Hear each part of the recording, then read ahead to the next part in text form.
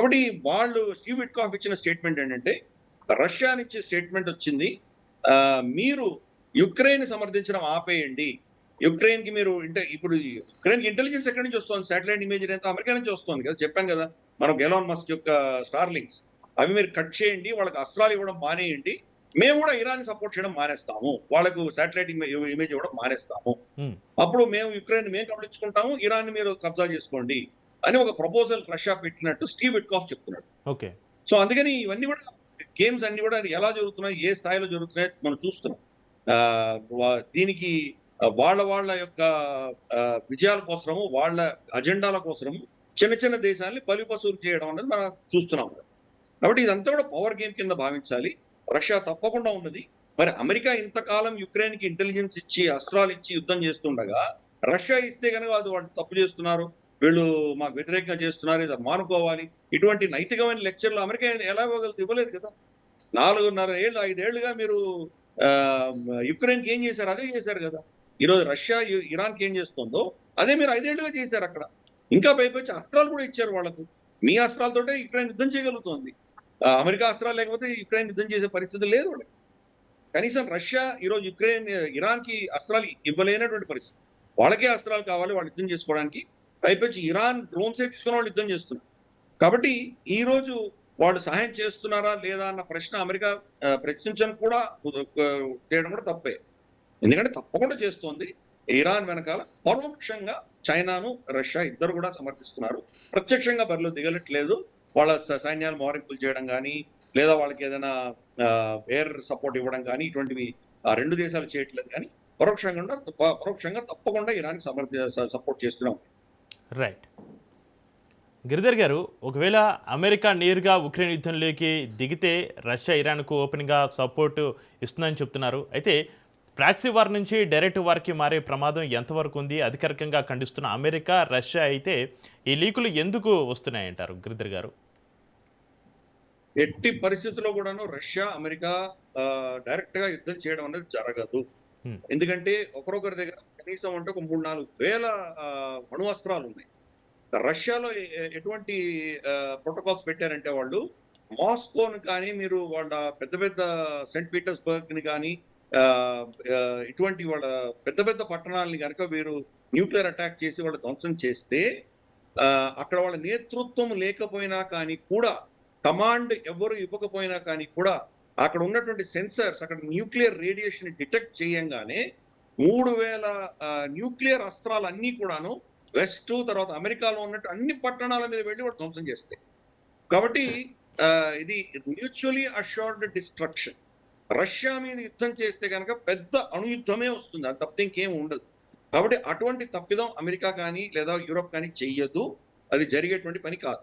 పరోక్షంగానే యుద్ధాలు జరుగుతాయి. ప్రత్యక్షంగా 2 దేశాలు ఎప్పుడు కూడా బరిలో దిగవు. రెండవ ప్రపంచ యుద్ధం తర్వాత ఇంతవరకు 2 అణు అస్త్రాలు ఉన్నటువంటి దేశాలు ఎప్పుడు కూడా యుద్ధం చేసుకోలేదు. మొట్టమొదటిసారి దేశం మనం బాలాకోట్‌లో వెళ్లి మనం కొట్టొచ్చింది. వాళ్ళ పాకిస్తాన్ యొక్క ఇంటర్నేషనల్ బోర్డర్ దాటి వెళ్లి కొట్టొచ్చింది మొట్టమొదటిసారి జరిగింది. సరే కార్గిల్ యుద్ధం అంటారా? అది ఆ భూభాగం కూడా మనదే అని మనం అంటున్నాం కాబట్టి ఇంటర్నేషనల్ బోర్డర్ దాటలేదు. ఎల్ఓసి మాత్రమే దాటారు. కానీ వాళ్ళ ఇంటర్నేషనల్ బోర్డర్ దాటి బాలాకోట్‌లో కొట్టి ఒక న్యూక్లియర్ పవర్ దేశం మీద ఇంకొక న్యూక్లియర్ పవర్ దేశం దాడి చేయడం అదే మొదటిసారి. ఓకే. రెండవది ఆఫ్ కోర్స్ హిందూ మనం చేసాం. ఎప్పుడు కూడాను 2 న్యూక్లియర్ పవర్ దేశాలు యుద్ధం చేయడానికి వీల్లేదు. వాళ్ళిద్దరు దిగారంటే కనుక న్యూక్లియర్ ఎక్కడ యుద్ధం వస్తుందో అన్న భయంతోటి ఎప్పుడు కూడా జరగదు. కానీ ఇగో ఇటువంటి పవర్ గేమ్స్ నడుస్తూనే ఉంటాయి. వెనక నుంచి పరోక్షంగా ఎవరినో ఉసిగొల్పి వాళ్ళని పావులుగా చేసి వాళ్ళని వాడుకుంటారు. ఫర్ ఇన్స్టెన్స్ చైనా ఏం చేస్తుంది? నార్త్ కొరియాని తయారు చేసి, పాకిస్తాన్ని తయారు చేసి, వాళ్ళకు అణ్వస్త్రాలు ఇచ్చి, ఇప్పుడు ఈ 2 దేశాలు ఒక రోగ్ స్టేట్స్ అందామో, టెర్రరిస్ట్ దేశాలు అందామో అలా తయారైనాయి. రేపు ఏమైనా యుద్ధం అంటూ జరిగితే గనక వాళ్ళకి మొత్తం సపోర్ట్ చైనా ఇస్తుంది. మన ఆపరేషన్ సింధూర్‌లో కూడా కంప్లీట్ సపోర్ట్ చైనానే ఇచ్చింది. మన స్థావరాలు ఎక్కడున్నాయి? మన S-400లు ఎక్కడున్నాయి? మన ఎయిర్‌పోర్ట్స్ ఎక్కడున్నాయి? మన ఫ్లైట్స్ ఎక్కడి నుంచి ఎక్కడికి వెళ్తున్నాయి? మొత్తం డీటెయిల్స్ లైవ్ ఫీడ్ పాకిస్తాన్‌కి చైనా ఇచ్చింది. కాబట్టి వాళ్ళని వాడుకుంటారు. రేపు పాకిస్తాన్ నుంచి మన మీద ఏదైనా దాడి జరిగితే పాకిస్తాన్ మీ మధ్యలో గొడవ ఉంది మాకు సంబంధం లేదని చేతులుపుకోవచ్చు చైనా. కాబట్టి అదే అమెరికా చేస్తుంది. యుక్రెయిన్ కి రష్యా మధ్యలో యుద్ధం జరుగుతుంది, మాకేం సంబంధం లేదు, చేదులుకుంటారు. కానీ ఆ యుద్ధం జరుగుతున్నది అమెరికా రష్యా మధ్యనే జరుగుతున్నది. మధ్యలో యుక్రెయిన్ పెట్టుకొని వాడుకుంటున్నారు. అటువంటి ప్రాక్సీ యుద్ధాలే జరుగుతాయి. 2 అణు అస్త్రాలు ఉన్నటువంటి దేశాల మధ్యలో ప్రత్యక్షంగా యుద్ధం జరగదు, పరోక్షంగానే జరుగుతున్నది. ఇంకేదో దేశాన్ని వాడుకోవచ్చు. గతంలో జార్జియాని వాడే ప్రయత్నం చేశారు, అక్కడ రష్యా వెళ్ళి యాక్షన్ తీసుకోగానే అదే ఆగిపోయింది. ఇప్పుడు యుక్రెయిన్ పరిస్థితి ఏంటో మనకు తెలియదు. యుక్రెయిన్ కనుక ఇదే స్థాయిలో కనుక అది ఇంకా పతనం చెంది ఏదో ఒక విధంగా ఒప్పందం చేసుకుంటే మళ్ళీ ఒక 5-6 సంవత్సరాలు 10 సంవత్సరాల తర్వాత ఇంకో దేశాన్ని పట్టుకుంటారు. బహుశా పోలాండ్ను వాడుకోవచ్చు, మనకు తెలియదు, దేన్ని వాడతారో తెలియదు. ఏదో విధంగా వీళ్ళ యొక్క ఆధిపత్యాన్ని, వీళ్ళ సార్వభౌమత్వాన్ని వాళ్ళు నిలబెట్టుకోవడం కోసం ఇటువంటి యుద్ధాలు చేస్తూనే ఉంటారు. అమెరికా మనం గత 60-70 ఏళ్లుగా వాళ్ళ చరిత్ర చూసామంటే కనుక 2 యుద్ధాల మధ్యలో ఆ దేశం రెసిషన్ వెళ్ళిపోతుంది. ద్రవ్యోల్బణం పెరిగిపోయి అది రెసిషన్ లో వెళ్ళిపోతుంది. రెసిషన్ లోకి వెళ్ళిందంటే పైకి తీసుకురావడానికి యుద్ధం చేసి తీరాలి. అందుకని డొనాల్డ్ ట్రంప్ నేను యుద్ధాలు ఆపేస్తాను, కొత్త యుద్ధాలు మొదలు పెట్టను, ఉన్న యుద్ధాలను ఆపుతాను, నేను శాంతి దూతను, నాకు నోబెల్ ప్రైజ్ కావాలి, ఇవన్నీ చెప్పినటువంటి డొనాల్డ్ ట్రంప్ ఈరోజు మళ్ళీ యుద్ధంలో ఎందుకు దిగాడు? ఎందుకంటే అమెరికా యొక్క ఎకనామిక్ స్ట్రక్చర్ అలా ఉన్నది. వాళ్ళు యుద్ధం చేయకపోతే అమెరికా అనే దేశం బతకదు. కాబట్టి యుద్ధం చేసి తీరుతుంది. కాబట్టి అదే పంథాలో ఈరోజు మళ్ళీ యుద్ధం మొదలైంది అక్కడ. సో కాబట్టి వాళ్ళు ఈ ప్రపంచవ్యాప్తంగా 2-3 ఏళ్లకు ఒక యుద్ధం చేస్తూనే ఉండాలి. ఆ మోడల్ ఎంతకాలం అది తట్టుకోగలదు అది. కాబట్టి వాళ్ళు యుద్ధం చేస్తే మరి ఆ ప్రతిపక్షాలు ఊరుకుంటాయా? వాళ్ళు ఏదో కౌంటర్లు చేస్తారు కదా. చిన్న చిన్న దేశాలు వెనెజువేలా లాంటివి, ఇగో చిన్న చిన్న దేశాలని రేపు క్యూబాని వాడు కబళించవచ్చు. ఈ చిన్న దేశాలు వాళ్ళకి ఏం శక్తి లేదు కాబట్టి, తట్టుకోలేదు కాబట్టి వాళ్ళు నాశనం అయిపోతారు. పెద్ద దేశాలని వాళ్ళు టచ్ చేయగలరా?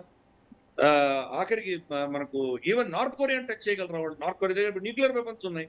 నార్త్ కొరియా టచ్ చేస్తే కనుక వాళ్ళకి ఎంటైర్ పెసిఫిక్ కమాండ్ అంతా కూడా నాశనం అయిపోతుంది అమెరికా. వాళ్ళకన్నా గోవా మీద చిన్న దీపు ఉండేది, ఆ గోవా మీద వీళ్ళు అటాక్ చేశారంటే అయిపోయింది, నాశనం అయిపోయింది కంప్లీట్ గా. అలాగే వీళ్ళకి టైవాన్ లో, ఫిలిప్పైన్స్ లో, తర్వాత మనకు జపాన్ లో, కొరియాలో, దక్షిణ కొరియాలో, ఇక్కడంతా కూడాను వీళ్ళ అమెరికా స్థావరాలు ఉన్నాయి. ఆ స్థావరాల మీద వాళ్ళు అటాక్ చేసినా కానీ గణనీయంగా వేల సంఖ్యలో అమెరికన్లు కూడా చనిపోతారు. కాబట్టి అటువంటి పిచ్చి పనులు చేయరు. బెదిరింపులు ఉంటాయి, వాళ్ళ మీద ఆంక్షలు విధిస్తారు, ఏదో ఇలా బెదిరిస్తూనే ఉంటారు, కానీ ప్రత్యక్షంగా వెళ్ళి వాళ్ళకి యుద్ధం చేయడం అనేది జరగదు. వాళ్లే వీళ్ళ మీద పడి ఏదైనా యుద్ధం చేసి ఏదైనా చేస్తే అప్పుడు చెప్పలేము, కానీ వీళ్ళు మాత్రం యుద్ధం స్టార్ట్ చేయడం అనేది ఉండదు. అది ఆ ఘర్షణ, ఆ టెన్షన్ అన్న వాతావరణం ఉంటుంది, అందుకు వచ్చే ఉండదు. ఇరాన్ లో అన్ఫార్చునేట్ గా వాళ్ళ దగ్గర అణువస్త్రాలు లేవు కాబట్టి ఈరోజు ఇరాన్ కొట్టగలిగారు. దీనికి కారణం ఏంటంటే మన చనిపోయినటువంటి వాళ్ళ సుప్రీం లీడర్, అధినేత అయతొల్లా అలీ ఖమెనై ఎవరైతే చనిపోయారో 28 ఫిబ్రవరి, అతను ఒక ఫత్వా ఇష్యూ చేశాడు. ఆ ఫత్వా ప్రకారం ఇరాన్ న్యూక్లియర్ అస్త్రాలు తయారు చెయ్యదు అని ఆయన ఒక ఫత్వా ఇష్యూ చేశారు. కాబట్టి ఆ ఫత్వా ఉన్నంత వరకు వాళ్ళ న్యూక్లియర్ సైంటిస్ట్ ఎవరు కూడా దాని న్యూక్లియర్ బాంబు చేసేటువంటి అధికారం వాళ్ళకి లేదు. దానిని ఆసరాగా తీసుకుని వీళ్ళు వెళ్ళి కొట్టగలరు. ఆ ఫత్వా లేకుండా ఉంటే కనుక, వాళ్ళు న్యూక్లియర్ వెపన్ చేసేసుకొని ఉంటే కనుక ఈ రోజు ఇరాన్ మీద దాడి చేసే ధైర్యం అమెరికా కానీ ఇజ్రాయెల్ కానీ చేస్తుండేది కాదు. ఈ రోజు భారతదేశాన్ని ఎవరు ఎందుకు టచ్ చేయలేరంటే, ఇగో మన దగ్గర న్యూక్లియర్ అస్త్రాలు ఉన్నాయి కాబట్టి. పాకిస్తాన్తో కూడా మనం 4 రోజులు యుద్ధం అవ్వగానే వాళ్ళు సీజ్ ఫైర్ కోసం బతిమలాడితే మనం ఒప్పేసుకున్నాం. మనం చూసాం, మోదీ గారిని సమర్థించేటువంటి వాళ్లే చాలా మంది 4 రోజులు ఎందుకు ఆపేశారు, ఇంకా 4 రోజులు కొట్టవలసిన వాళ్ళని, దేశాన్ని 4 ముక్కలు చేయవలసింది, మోదీ చాలా ఫ్లాప్ అయ్యాడు, డిసప్పాయింట్ అయిపోయాము, అసలు మోదీ వేస్ట్. అదే ఇందిరాగాంధీ చూడండి, 2 దేశాలు చేసింది ఆవిడ, ఈస్ట్ పాకిస్తాన్ తీసేసి బంగ్లాదేశ్ చేసింది. ఇటువంటి నెరేటివ్స్ అన్ని విన్నామా? కానీ అప్పటికి ఇప్పటికి తేడా అంటే అది న్యూక్లియర్ పవర్ అయింది పాకిస్తాన్. అది ఆ విషయం మర్చిపోకూడదు. కాబట్టి ఒక న్యూక్లియర్ పవర్ ఉన్నటువంటి దేశంతో 4 రోజులు యుద్ధం చేసి వాళ్ళ న్యూక్లియర్ కమాండ్ ని ధ్వంసం చేసి, వాళ్ళ మొత్తం ఎయిర్పోర్ట్లన్నీ, ఎయిర్వేస్, రన్వేస్, వీటన్నిటినీ ధ్వంసం చేసి వాడు యుద్ధం ఆపుతాను అన్నప్పుడు మనం వద్దు అన్నామంటే వాడికి దగ్గర మిగిలింది ఇంకేమీ లేదు, వాడు న్యూక్లియర్ అటాకే చేస్తాడు. అది అంతవరకు తీసుకురాకూడదు. విజ్ఞత ఉన్నవాడు ఎప్పుడు యుద్ధం ఆపాలో తెలిసినటువంటి వాడు. కాబట్టి మోదీ గారికి ఆ విజ్ఞత ఉంది కాబట్టి తక్కువ ఆపేశారు. 4వ రోజు అవ్వగానే ఆపేశారు. ఈ రోజు మనం ఇరాన్ పరిస్థితి చూస్తున్నాం. ఒక అహంకారపూరితమైనటువంటి ఆలోచనతోటి అమెరికాను, ఇజ్రాయెల్ వాళ్ళ మీద దాడులు చేసుకుంటూ వెళ్ళి, వీళ్ళ దగ్గర ఏమీ లేదు, వీళ్ళ ఎయిర్ ఫోర్స్ ని చంపేసాము, నాశనం చేశాము, వాళ్ళ నేవీని నాశనం చేశాము, వీళ్ళకి యాంటీ ఎయిర్ క్రాఫ్ట్ సిస్టమ్ నాశనం చేశాము, వాళ్ళ నేతృత్వాన్ని ధ్వంసం చేశాము, సర్వనాశనం చేశాము ఇరాన్ని విర్రవీగుతుంటే వాళ్ళు మరి రోజు కొడుతున్నారు. నిన్న F-35 కొట్టారు, వాళ్ళ గ్యాస్ ఫీల్డ్లను కొడుతున్నారు, వీళ్ళ యుఎస్ఎస్ అబ్రహాం లింకన్ మీద బాంబులు పడ్డాయని తెలుస్తోంది. అలాగే మనకు వీళ్ళ స్థావరాలు, అక్కడ ఉన్న స్థావరాలు అన్నిటి మీద దాడులు జరిగినాయి. వీళ్ళ ఎంబసీల మీద దాడులు జరుగుతున్నాయి. ఎన్నో వీళ్ళ విమానాలు కూలిపోతున్నాయి. ఇప్పటికి 11, 12 విమానాలు కూలిపోయినాయి అమెరికావి. సో మరి కాబట్టి యుద్ధం ఎప్పుడు ఆపాలని తెలిసిన వాడే విజ్ఞత ఉన్నటువంటి వాడు. ఈరోజు వాళ్ళు యుద్ధం ఎలా ఆపాలో తెలియట్లేదు డొనాల్డ్ ట్రంప్కి. ఏం చేయాలో తెలియక మీరు వచ్చి నన్ను కాపాడండి, మీరు వచ్చి కాపాడండి, నేటోని వాళ్ళని వీళ్ళని బతిమలాడుతున్నాడు. ఎవరు రాకపోయేసరికి ఆ ఫ్రస్ట్రేషన్ అంతా మీరు పిరికి పందలు, కవర్డ్స్ ఏంటంటో అరుస్తున్నాడు. కాబట్టి ఇది అర్థం చేసుకోవాలి. యుద్ధంలో ఎప్పుడు కూడా యుద్ధం స్టార్ట్ చేయడం చాలా ఈజీ. దాన్ని ఎస్కలేట్ చేయడము, దాన్ని ఎప్పుడు ఆపాలి అని తెలిసిన వాడే విజ్ఞాపకుడు. అది అది మనం డెమాన్స్ట్రేట్ చేసాం భారతదేశం. అందుకని నా దృష్టిలో 2 న్యూక్లియర్ పవర్ దేశాలు డైరెక్ట్ గా యుద్ధం చేయవు. అమెరికా చైనా కానీ, లేదా అమెరికా రష్యా కానీ, లేదా మనకు ఫ్రాన్స్ రష్యా కానీ, యూకే రష్యా కానీ, ఇవన్నీ న్యూక్లియర్ పవర్ దేశాలు కాబట్టి, అలాగే చైనా రష్యా కానీ, చైనా భారతదేశం కానీ యుద్ధం మీద డైరెక్ట్ గా యుద్ధంలో ఎప్పుడు దిగాం. ఎందుకంటే వాళ్ళకు తెలుసు మన దగ్గర కూడా న్యూక్లియర్ వెపన్స్ ఉన్నాయి. ప్లస్ మన దగ్గర వాళ్ళకు ధీటుగా ఉన్నటువంటి న్యూక్లియర్ వెపన్స్ మన దగ్గర ఉన్నాయి. వాళ్ళకున్న వీక్నెస్లు మనకు తెలుసు. మలక్కా స్ట్రేట్స్, మన అండమాన్ నికోబార్ ఐలాండ్స్ ఇచ్చే రమారమి 70 నుంచి 80% వాళ్ళ చమురు కానీ, లేదా వాళ్ళకు ఆహారం కానీ వెళ్ళాలి. దాన్ని మనం చోక్ చేసే కెపాసిటీ మనకు ఉంది. కాబట్టి ఏ 2 అణు దేశం మధ్యలో యుద్ధాలు జరగవు అని అర్థం చేసుకోవాలి.